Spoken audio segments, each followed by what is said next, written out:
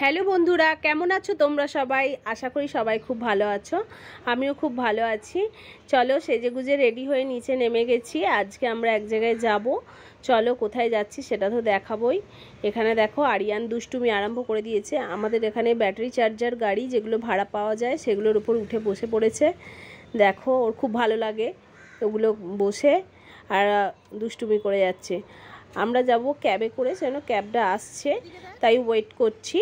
এলেই বেরিয়ে যাব, তারপর দেখাবো আমরা কোথায় যাচ্ছি।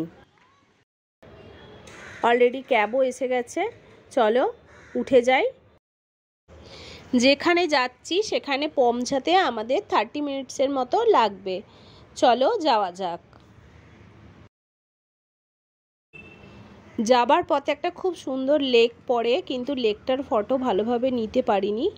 লেকটা খুব সুন্দর। আমরা এসে গেছি, বুঝতেই পারছো এটা একটা মন্দির। আমরা একটা মন্দিরে এসেছি। সেটা কি মন্দির সেটা আমি তোমাদের বলবো, আর একটুখানি অপেক্ষা করো। আমরাও বাইরে অপেক্ষা করছি। আমাদের কিছু বন্ধু আসার কথা আছে একসঙ্গে মন্দিরে ঢুকবো বলে, সেই জন্য।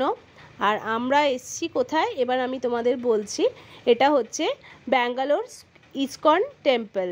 ব্যাঙ্গালোরের ইসকন টেম্পলটা ভীষণ সুন্দর, তাই আমি ভাবলাম আমার সাথে সাথে তোমাদেরকেও একটু দর্শন করাই, সেই জন্য আমি ভিডিওটা করছি। এটা দেখো মন্দিরের ফ্রন্ট গেট, এখান দিয়েই আমরা ভেতরে যাব।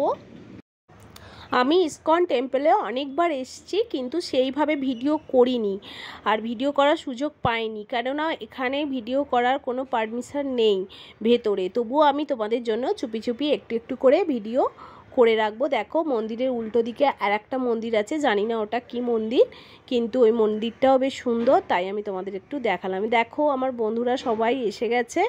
আমরা মন্দিরের ভেতরে ঢুকেও গেছি।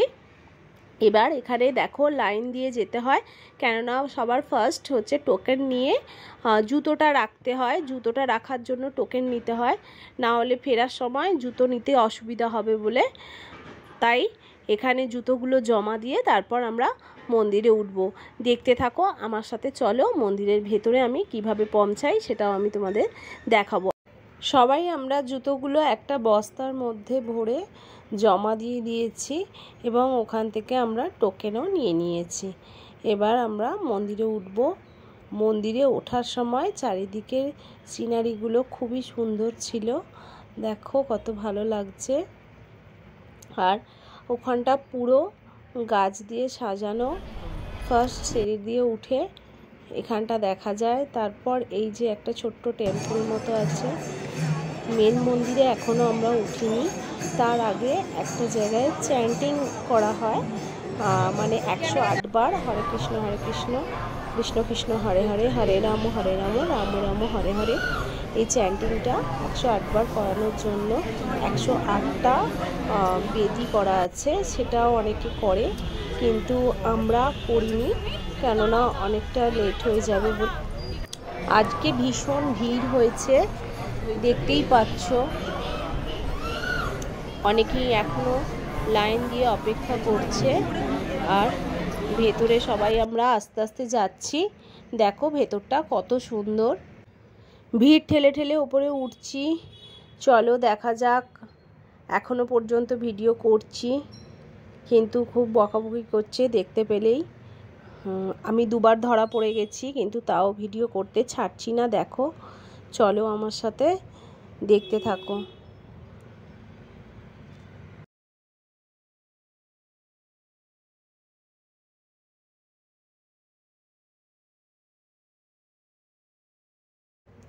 দেখো হলুদ রঙের ব্যানারটাতে বড় বড় করে লেখা আছে ক্যামেরা করা মানা। দেখো ভেতরে কীর্তন শুরু হয়ে গেছে, কেননা সন্ধ্যা আরতি চলছে, সেই জন্য কীর্তন হচ্ছে।